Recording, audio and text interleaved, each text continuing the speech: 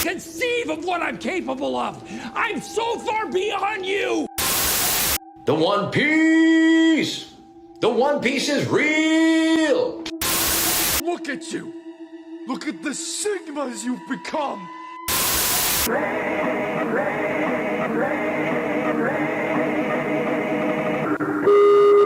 Jack, Susan, Charles, Rosemary, Sophie.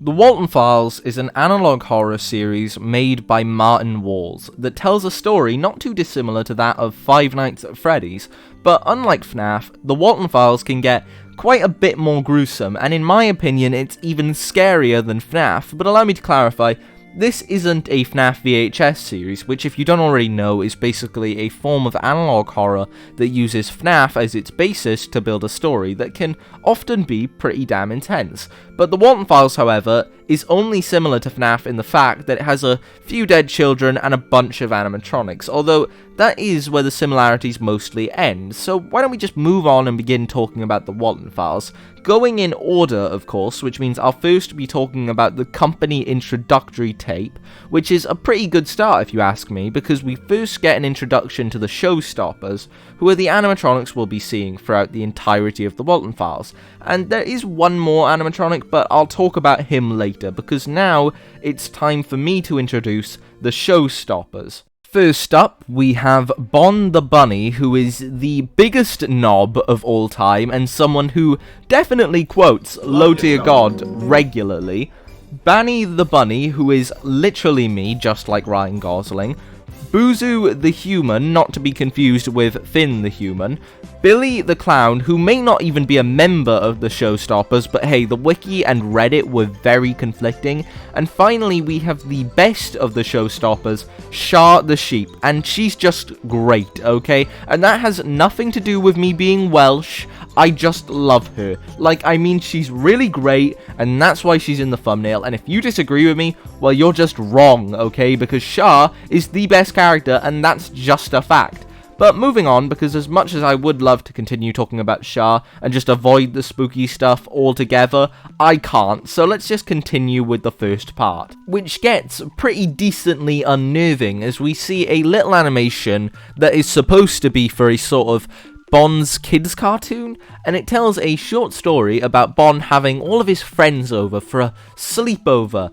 But in this little animation, we continuously see a certain person, and that person is Jack Walten, who I haven't actually mentioned yet, despite him being one of the two founders of Bunny Smiles Incorporated, which I think just goes to show that my script writing skills aren't exactly stellar, but let's ignore that, shall we, because we see that Jack Walten has actually been missing since the 11th of June 1974. And after receiving this information, we see a girl in a night guard uniform called Sophie with the Bon animatronic right behind her.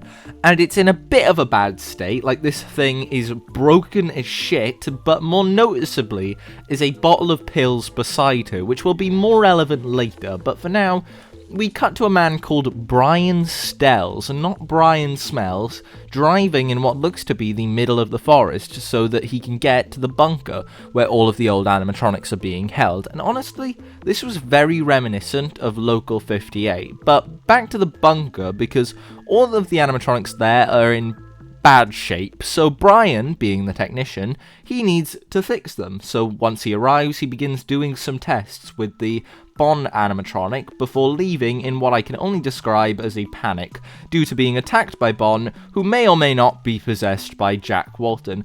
And Jack decides to end the video by absolutely ripping Brian Stells apart, like he was really messed up. But the thing that impresses me about this series is the fact that it keeps getting scarier, even when you think that it's reached its peak. So let's just go straight ahead and talk about the Relocate project, which is going to haunt me in my sleep for the next few weeks, and I swear to God, if I get sleep paralysis whilst making this video, Susan is probably gonna be my sleep paralysis demon, and the thought of that upsets me. Oh, and don't worry if you don't know who Susan is, because I'll be talking about her in just 1 second. As in the Relocate project, we see one of the animatronics, Banny, being reprogrammed. Well, more specifically, reprogramming her facial expressions, and during this, we see the person inside Bonnie, Susan, who is basically speedrunning my nightmares at this point, because her mug is genuinely straight out of hell, and probably one of the worst parts of the Walten Files, despite the fact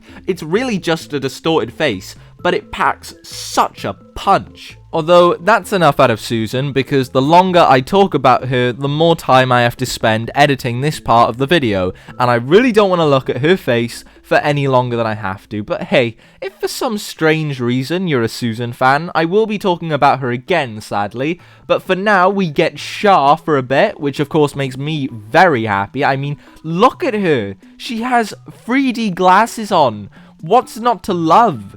And we get her as a guide for the storage facility, which gets very dark very quickly, as we start off with little Bon packing all of his essentials like keys, a torch, the head of Jack Walton, before heading into the storage facility, where little Shah gives us a tour that doesn't go so well, as we learn about the person inside the Shah animatronic, which is Rosemary Walton, wife of Jack Walton, and we learn that when her husband went missing, she would go to the restaurant every night to see if he'd finally reappeared, despite weeks having gone by, until one night when she heard voices coming from the backstage that were leading her to her dear husband, but upon arriving there, she wouldn't find her missing husband. Instead, she would find a rabbit, and that very rabbit would rip her limb from limb before putting her decapitated corpse into the Shah animatronic. And this isn't the only time in this video that we'll see someone getting put in an animatronic suit, because I'm yet to talk about Hillary B, Ashley P, and Kevin W, who are 3 Bunny Smiles technicians that all volunteered to stay 3 nights at the storage facility, where they would be reprogramming all of the animatronics. But they were unable to finish in time, so one of them, Ashley P, decided to sneak off whilst the other 2 were asleep, so that she could go to the back doors and see if there was anything there that could help them finish, which is just stupid from her. Like, 1, you're surrounded by animatronics in a dark storage bunker, and 2, you think going somewhere called the back doors is a good idea. Like, have you not seen the Backrooms Found Footage series by Kane Pixels? I hate to say this, Ashley, but you are certainly not Final Girl material, and judging from how this ended up going, you won't ever be Final Girl material, because you went into the back doors and you had a chance to turn around. You had many chances, like when you found the freaky-ass clown animatronic Billy, but no, you kept on pushing it, didn't you? And you even went up to Billy before Bon messed you up. And honestly, it's her own fault, but even so, it's scary nonetheless, because Ashley's screams are blood-curdling, and the way that the series makes sure to let us know that she was screaming for ages just so that someone might hear her is so messed up. However, this could be the moment when Bon realized just how much he loves making people beautiful, because right at the end of this video we get a split-second pop-up on the screen which mentions how Ashley was made beautiful about 20 times over. But that is the end of part 2, the Relocate project. However, if you love Ashley and are also waiting for me to talk about Susan again, you're going to love this next part, as next up we have Bunny Farm, which is 59 minutes long. So I'm not going to go through all of it. Instead, I'll just go over the important parts, starting with the premise of the video, which is 2 girls playing an arcade game. These girls are Sophie Walton and Jenny Lettison. So already we have someone related to the Waltons, who are the family hogging half of the animatronic suits by this point, but that isn't really important. What is the fact that Sophie has been mentioned before, and if you actually find an unlisted video by the creator of the Walten Files, or you've just watched the playlist, you'll find a video that has a particular phrase in it, which is Safety in Pills Sophie. So already we can infer that Sophie is getting blazed, but on what exactly? Well, that I don't know, but it's obviously affecting her memory, which is something that we find out during Bunny Farm, which is the arcade game that I mentioned prior. And something is definitely wrong with this game because we get some graphic imagery that reminds Sophie of the tragedies surrounding her and her family. So without any more stalling from me, I'm going to go ahead and start talking about the final current episode of the Walten Files. And the first issue with the game appears when Sophie completes her first task, which is related to Billy the Clown, which we already know is possessed by Ashley. And when Sophie helps Billy with a task, we get a distorted image of Ashley, which is just not as scary as a normal one, because Ashley's picture is really uncanny to begin with, so when it becomes more distorted or covered in blood, it kind of becomes less scary, which is a little sad for Ashley, because I've basically just called her ugly. But moving on, because this is about the time when Sophie becomes ever so slightly suspicious of the game, so she shows it to Jenny, who at this point had already gone to sleep, and Jenny pretty much tells Sophie that the game glitches out from time to time and displays some strange visuals, but she also offers to play with Sophie as long as she waits till tomorrow morning. But of course, Sophie is red-pilled and based, so she continues playing, and it gets really bad because the next task she does is for Banny, and we all know who is possessing that character. Everybody's favorite, Susan! Yay! So happy she's back because I just love seeing her bloody mug. But wait, this isn't all bad, because Banny proves why she's my spirit animal, because she just does whatever for the funny. Like, she's literally told by another character to not let the pigs out of their cage. So what does she do? Lets them out of their cage, because, and I'm quoting here, wouldn't it be funny if I opened the cage? Yeah, I think it'd be really funny. I think it'd be really, really funny. Yeah, I'm gonna open the cage now. But we only get a little bit of, oh my god, she's literally me, before Susan shows up again and ruins everything. You're just ruining it. Look at my lips. You're ruining it. Because she's decided to come back for more, only this time she has an even more distorted face and two massive bloodshot eyes that look straight out of the fiery pits of hell, just to haunt my dreams. Thanks, Susan. Thanks. But her creepy ass face aside, we do get to learn a little bit more about Susan, like the fact that she was actually the one who made the animatronics, and we also learn about how she died. And if I'm being honest, it's not great, because just like Ashley and Rosemary, Susan also got stuffed into a suit by Bon. And sadly, we get a little bit of information from her on how she's feeling currently, and if you were to ask me, it doesn't sound like she's doing great, because she notes that she cannot breathe and her stomach feels weird. But what I like about this moment is the fact that she should be dead, but she can still feel everything, which means the line between alive and dead in this series is so blurred to the point where someone who should be dead could still be alive, but in a sort of purgatory way by being constantly stuck in this suit, which is sort of similar to that of a zombie, because they're still alive, but they're in this state of constant pain and confusion. And if you ask me, that is a very scary concept, and I'd actually like you to try and picture what it would feel like to be stuck in this constant cycle of pain and confusion with no real end in sight, because if you picture that, it doesn't sound fun, does it? So I'm going to go ahead and start cutting poor Susan some slack, but I swear, if she appears as my sleep paralysis demon, I will be fuming, so you better stay in your distorted bloody lane, Susan, or there will be hell to pay for your crimes against my rest. But with Susan now fully explained, I'm going to move on, as the next thing we see Sophie doing in Bunny Farm is looking through letters that give us some information on Jack Walton and Felix Kranken, who is the other founder of Bunny Smiles that I didn't mention.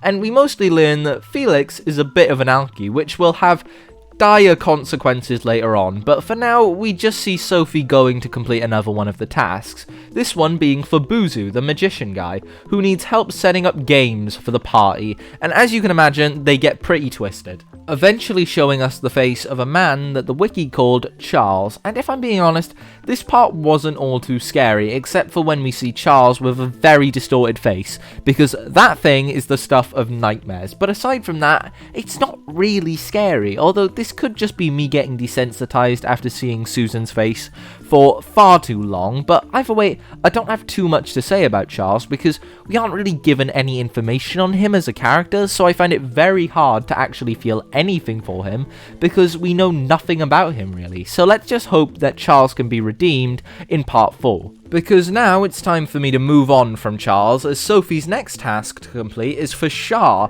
who's my favourite in case you guys didn't already know. However, my obsession with Shah aside, I do think that her part is really messed up, because it starts with her and Bond playing hide and seek together very innocently before eventually cutting to Rosemary Walton's screams of agony as she slowly has each of her limbs ripped off by Bond.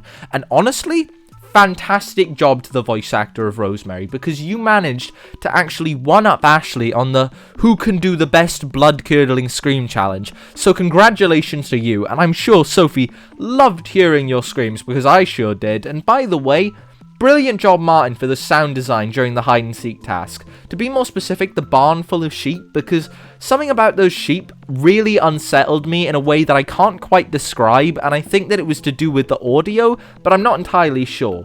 Although that is about all that I have to say for Shah's task, so I'm going to go ahead and move on to talk about the final section of Bunny Farm, which includes 1 white rabbit, 2 dead kids, and 1 drunk asshole. So let's just jump straight into this, because this is where everything goes wrong from what I can tell, as we start with Jack Walton, who at this point hasn't started making people beautiful, calling Felix Kranken and asking him to pick up his children from the school dance, these 2 kids being Edward and Molly Walton, and on the night of the dance, Ed and Molly couldn't leave before finding Rocket, a white rabbit made by Jack and Felix for Ed and Molly as a Christmas present, and by the time Ed and Molly found Rocket, Felix had already gotten a good few drinks down him, but he needs to get them home, so everybody hops in the car for a fun ride home with Uncle Felix.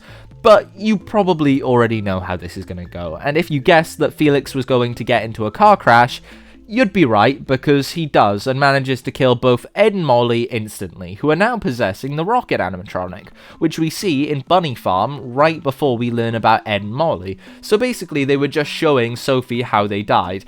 And if I were to make a prediction, I would assume that after learning this, Sophie is going to get off the meds and begin searching for Felix to maybe get some answers about what's happening.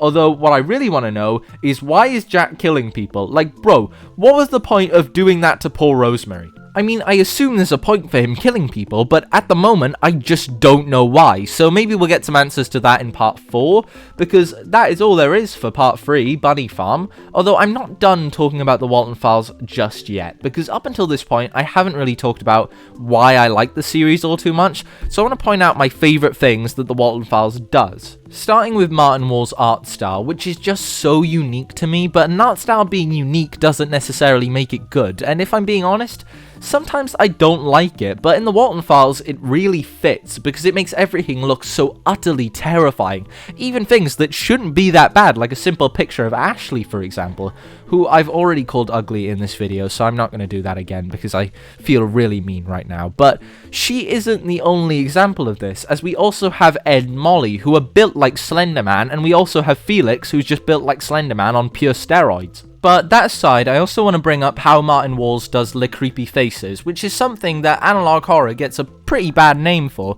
because it's ever so slightly lazy horror, just showing creepy faces, but I really don't mind series doing this, because the way I see it, these images are used to build tension and make you feel uncomfortable in a way that a jump scare can't, due to the amount of time you're forced to stare at it for. And the Walten Files does creepy faces very well, and I've already talked about Susan, but there are so many more, so here's some highlights so that you don't sleep at night. But if you want to skip them, the time will be appearing on screen right now. So make your decision now.